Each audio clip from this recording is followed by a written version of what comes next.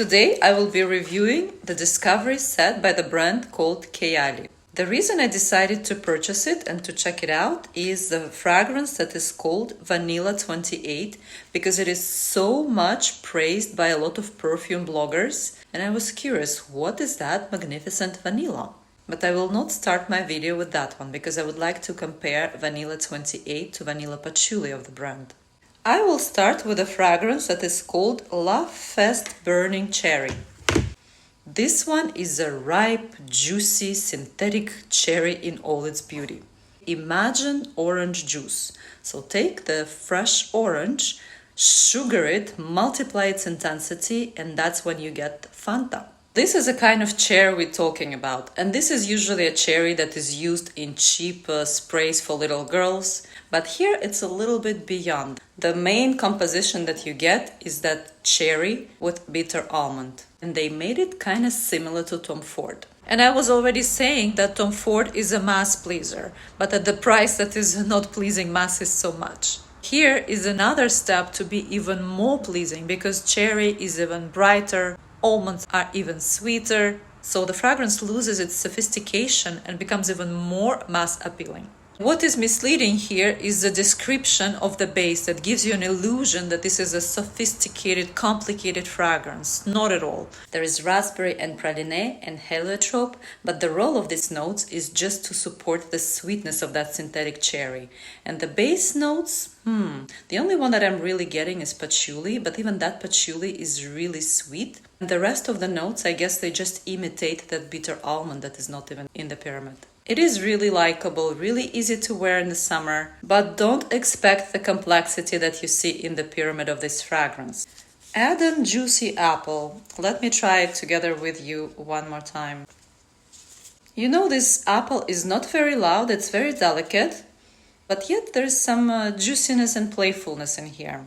I would say it's really young and girly, really pleasant, but I don't know if someone wants to pay that much money to smell just like a nice juicy apple mixed with some raspberries and blueberries. This is a kind of mix you get in here. I cannot say this is a bad fragrance, it's just really not something I would wish to wear. But this fragrance will find its audience. I think the brand does target younger girls that like this kind of fruity sprays. Déjà Vu White Flowers. I like the irony that comes with the name of this fragrance. Déjà vu means I have already seen it. And yes, it's really difficult to be original when it comes to the white floral bouquet. And it is pretty standard in here. We have gardenia, jasmine, orange blossom, and tuberose. They're all here in one composition. Yet there is an interesting twist. The opening is a simple gardenia, but sweeter than normally. You can't really feel the fruits, but I think they have a function of enhancing the sweetness of gardenia. And then something interesting happens. Tuberose shows up, and this tuberose is not a bubblegummy young kind of tuberose that I would expect from this brand. This is an indolic tuberose. The indolic side of tuberose is kind of controversial. Some people associate it with fecalic smells, but others associate it with animalic sexuality. I personally like how tuberose is played out in here. It's not a fragrance of a good girl that sits at the desk like this. It is a fragrance where tuberose is kind of naughty. Unfortunately, the dry down of this fragrance is disappointing. You don't feel any notes that are listed in the base except for vanilla, and this vanilla is just a complement to the white floral bouquet that at this point becomes homogeneous and just starts fading away. The fragrance where I was searching for a little naughty twist is called Sweet Diamond Pink Pepper, and I love nicely done pink pepper. But unfortunately, the pink pepper here is almost undetectable. This fragrance is a lipstick kind of fragrance that is usually the combination of rose, geranium, vanilla, and amber. And not only it's boring for me, but it's also more annoying than any other lipstick kind of fragrance because rose in here is a Bulgarian rose, and this one is really rosy rose, and I associate it more with a grandma smell. It's like a lipstick of a grandma. There is another white floral fragrance in the set, and this one is called Utopia Vanilla Coco. After getting a very juicy synthetic cherry, I was expecting to get a synthetic tropical coconut, but this is not the case. You do get jasmine gardenia with a little bit of a coconut, but the name cocoa vanilla is totally wrong. The role of cocoa here is just to give a tropical twist to the tuberose. So do not expect much of a coconut in here if that's what you are hoping for. And compared to Déjà Vu, Utopia does not radiate to the same distance. I would say it's closer to skin. And I think it even smells a bit like a nice skin of a female. It really reminds me of my grandmother, who was very young when I knew her. She was about 50-55. So it doesn't smell like an old lady, but it smells like a nice natural smell of a beautiful woman with some floral aura. And the base, as always, is very vanilla. The fragrance that is really intimate is Musk. Don't smell Musk 12 if you had smelled other fragrances before.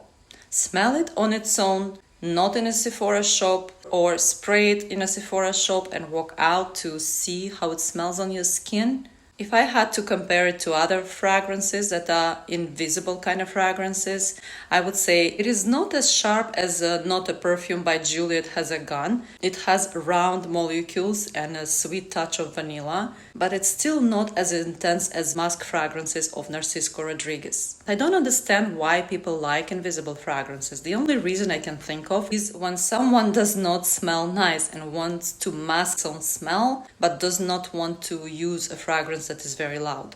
So otherwise, I don't know why people buy fragrances that are practically invisible. And I'm not saying it's a bad fragrance, it's just absolutely not my cup of tea.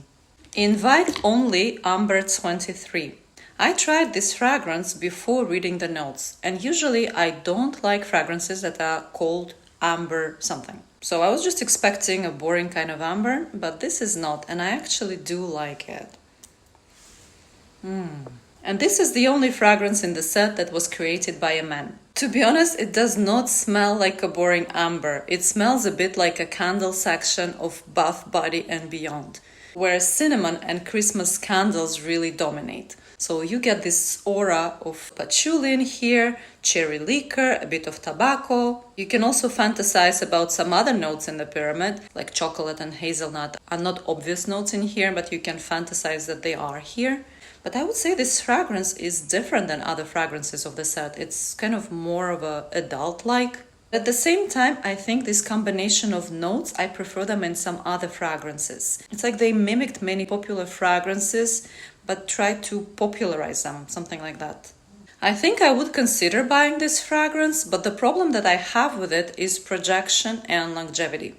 Many fragrances of Kayali project really well, but this one unfortunately is the opposite. Because of the base notes, I thought it would last longer on my skin, but unfortunately it didn't. And the last fragrance that I decided to include in this video, but it comes in a separate little sample like this, is called Yum Pistachio Gelato 33. To be honest, I tried this fragrance several times, I read all the notes, and there are so many notes, but I don't have that much to say about it. Yum is not the word that comes into my mind. I don't find this fragrance yummy. It does not make me think of gelato or ice cream. It does not even make me think of pistachios. From the very opening, I recognize hazelnut, but this is a synthetic hazelnut with the aura of alcohol. Maybe that's the way rum comes out in here. None of the florals in the middle of the pyramid really stands out to me. Maybe jasmine, but jasmine is present practically everywhere. And then there is a sweetness that is a big cloud, and actually it reminds me of a fragrance called Cloud by Ariana Grande, where all the sweet notes are coming together. There's marshmallows, whipped cream, cotton candy, vanilla. All these notes were brought in together, blended, and turned into dust. And that dust is not as sweet as it seems. So the same thing here. It's like the sweetness was taken away from these notes and mixed with the hazelnut alcohol or something like this. And the fragrance is more or less linear. All the notes that I described you, they come out in about 2 minutes after wearing the fragrance, and this is more or less what you get as a perfume.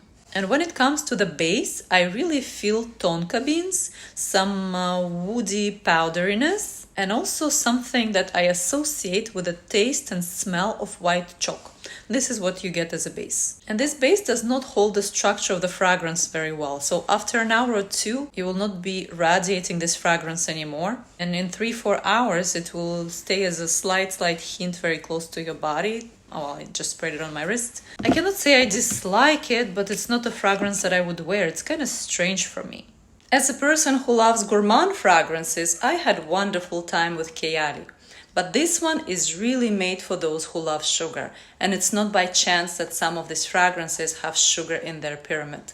A few fragrances here were an attempt of popularizing and sugarizing other fragrances of other brands, but these are ironically the fragrances that I liked. And these are the Burning Cherry, that is very similar to Tom Ford, and Invite Only Amber. That is not really ambery fragrance, but a mix of different interesting notes that make a wonderful perfume for clubbing. Yes, these are sugar bombs, but we all love soda sometimes, don't we?